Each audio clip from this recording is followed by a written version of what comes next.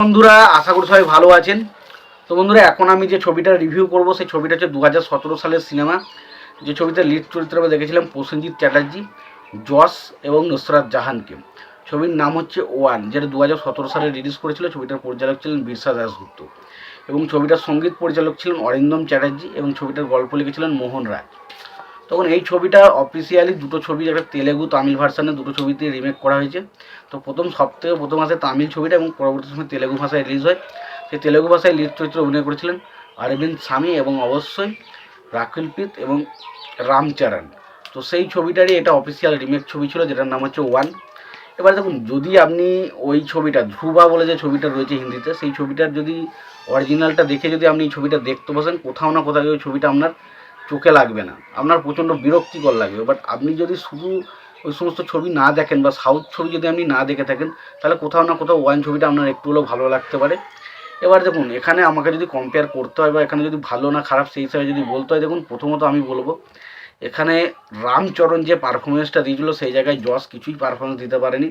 তার যে চোখ মুখের ইন্টেন্সিটি বা চোখ মুখের এক্সপ্রেশন, সেটা আমরা বুঝতেই পারি না, যেটা রামচরণের মধ্যে ফিল করতে পারি। এবং পাশাপাশি রাখেল প্রীত এবং রামচরণের মধ্যে যে কেমিস্ট্রি যত সুন্দরভাবে ছবির মধ্যে ফুটে ওঠে, এখানে কিন্তু আমরা যশ এবং নুসরাত জাহানের মধ্যে সেই কেমিস্ট্রিটা দেখতেন। তবে প্রসেনজিতের ক্যারেক্টারটা বেশ ইন্টারেস্টিং ছিল, তবে সেটা কখনোই অরবিন্দ স্বামীর থেকে বেটার ছিল না। অরবিন্দ স্বামী যথেষ্ট ভালো কাজ করেছিল।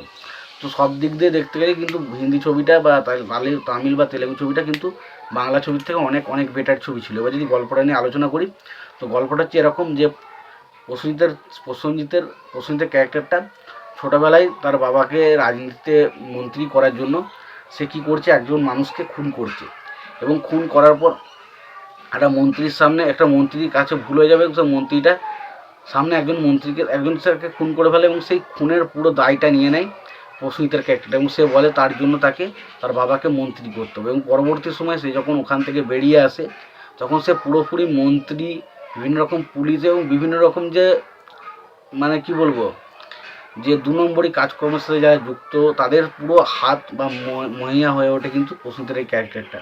এবং তিনি তার বুদ্ধিমত্তার সাহায্যে কিন্তু সমস্ত কিছুকে কিন্তু জয় করে ফেলেন। এবং সেই সময় যশের যে ক্যারেক্টারটা, সেই ক্যারেক্টারটা প্রসেনজিতের ক্যারেক্টারটার বিরুদ্ধে কীভাবে লড়তে আসে এবং যখন সে লড়তে আসে তাকে কী কী সমস্যার মুখে পড়তে হয় এবং শেষ পর্যন্ত সে কীভাবে এইটার মোকাবিলা করে, সেটা জানতে গেলে আপনাকে সিনেমাটা দেখতে হবে। তো এখানে আমরা হিরো ভার্সেস ভিলেন, এই যে ট্যাসেলটা আমরা কিন্তু দারুণভাবে দেখতে পাই।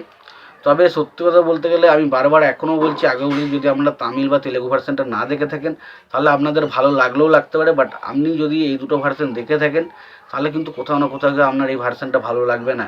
যেখানে প্রসেনজিৎ এবং যশের মধ্যে যে একটা কেমিস্ট্রির বন্ডিং, সেই জায়গাগুলো কিন্তু কোথাও না কোথাও একটু বোরিংই লাগে। বাট এখানে হিন্দি বা তামিল ভার্সনটা কিন্তু বেশ ভালো।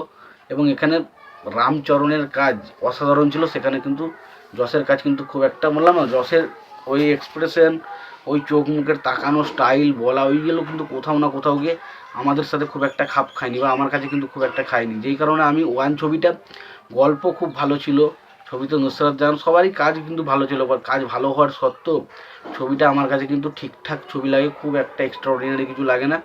তবে যদি ছবিটা না দেখে থাকেন হিন্দি ভার্সনগুলো, তবে আপনি দেখতে পারেন একটা ঠিকঠাক ছবি। তো তোমাদের এই বিষয়টি কি মতামত তোমরা জানিও। তোমাদের যদি ভিডিওটি ভালো লেগে থাকে লাইক কমেন্ট শেয়ার করে দিও। চ্যানেলটা নতুন হয়ে থাকলে অবশ্যই তোমরা চ্যানেলটা সাবস্ক্রাইব করে নিয়ে পাশে বেল আইকনটা অবশ্যই প্রেস করে দিও। ভালো থেকো, সুস্থ থেকো, দেখাচ্ছ পরবর্তীতে।